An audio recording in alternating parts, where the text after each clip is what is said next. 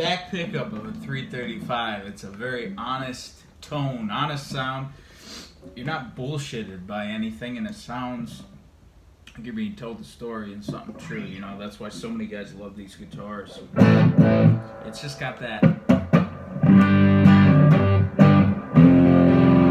something about these hollow sides, and even the neck pickup is great too on these things.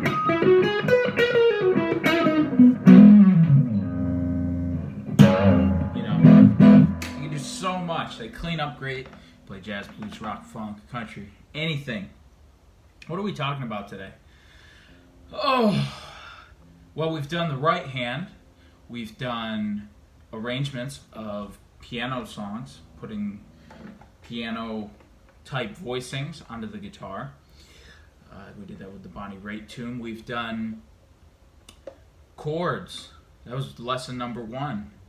And we've done an old Lukather tune. I didn't really explain that one too much. Maybe I'll do a lesson on that tomorrow, but I didn't have time to dive into it. I just put it up there and put it into the wild. But so we've touched on all of those things. How about we talk about soloing and lines today?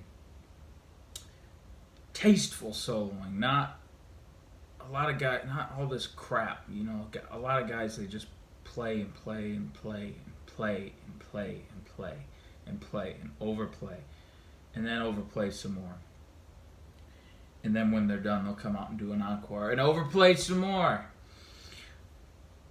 It's not about that. It's all about telling a story and making someone believe you, right?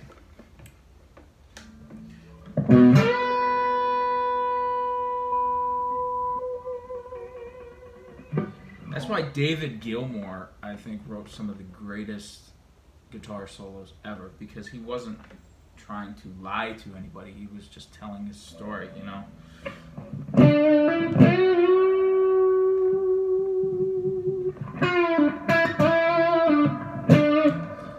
There's something beautiful in the simplicity of that, you know?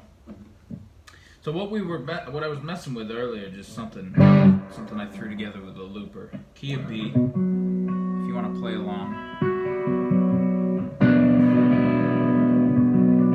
The voicing is, use your thumb, get it across the bottom, this part of the neck. You're going to play a B note with your thumb. That's on the 7th fret of the low E string. And then from there, you're going to take your 3rd finger, play the 9th fret of the A string, and with your pinky, play the 9th fret of the D string. So you have a power chord right there, B power chord so far. But this chord gets interesting because you're going to take your 1st finger, play the 7th fret of the G string. And then from there, we're going to play open B and open E. You get this really nice chord. And you can also move your 1st finger to the 7th fret of the B string. You get this sound.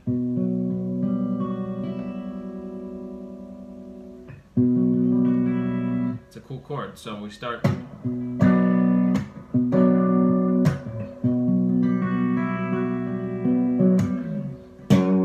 the low F sharp. And then G. You play G like open B, G, and D string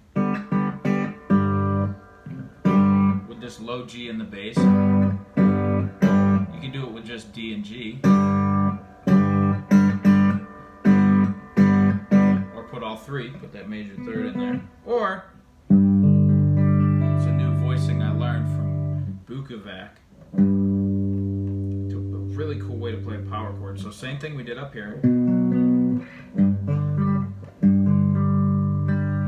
Right? Thumb on the 3rd fret of the low E, and then 5th fret on the D, and on the A and D. Open G, play a D with this 1st finger on 3rd fret of the B string.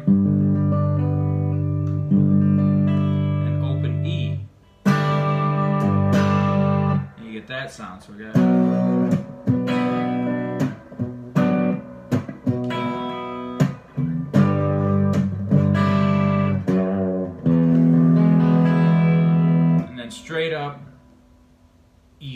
E7. Okay, open E, second finger on the second fret of the A string. Open D, first finger on the first fret of the G string. You can play open B and open E, you get that sound, but I like taking my pinky and adding the flat 7, which is this D note here, on the third fret of the B string. You get that rub. Okay? Now, my guitar is rolled back to about 6.5, 7 here. You don't want it all the way up for this because it's too much. That's too much. It's not cutting through, alright? So roll it back to about 6.5, 7, and dig in harder. And you're gonna hear all those notes cut through a lot easier. It almost sounds bigger when you turn it back.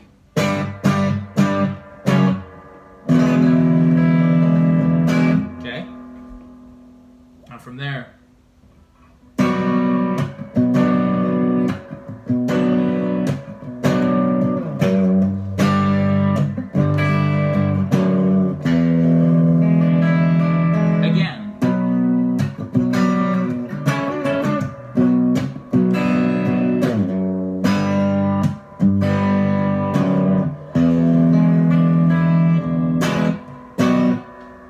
play, but play something honest. You know, take your time. I play saxophone as well, and it helps transferring over melodies to the guitar because saxophone we can't play any chords, so it's nice to be able to have that limitation because it makes you think differently. So when you're soloing, try to think like a saxophone player. Think lines, hum a line, right? You hear that chord. What do you think of? You know, where in your life do you remember a time or a place or a feeling that this chord might bring up? You know? When I started it, I think I was doing something like...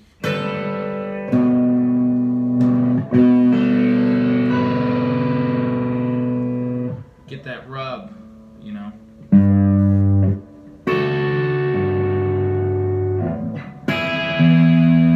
Real simple. That's the Billy Gibbons thing. So you're playing the 11th fret with your pinky and the 7th fret with your first finger on the high E and B string.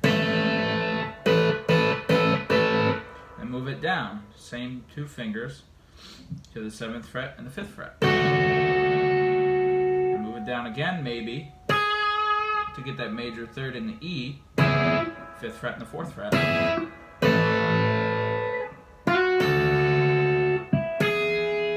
Right? And play a line.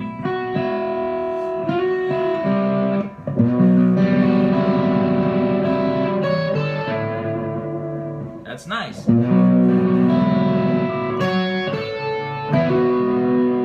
Use open strings, guys. We have them for a reason. B string is great. This G string is great.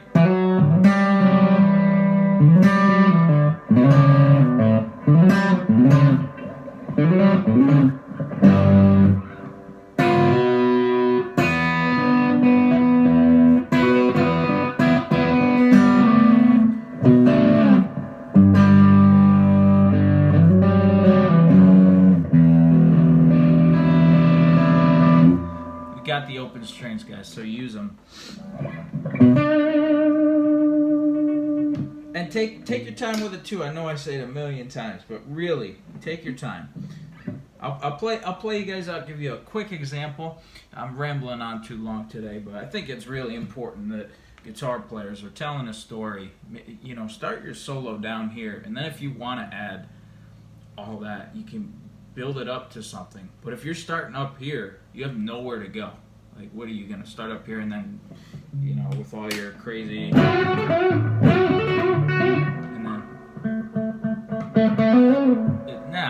makes sense, you know? You want to start and then work your way up to.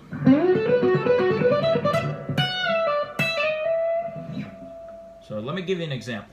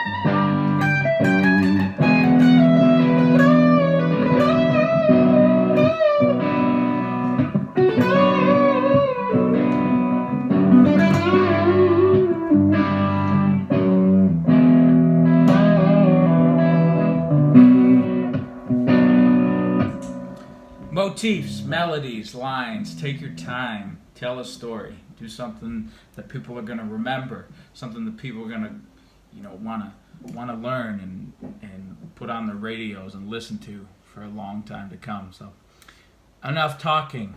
Go practice.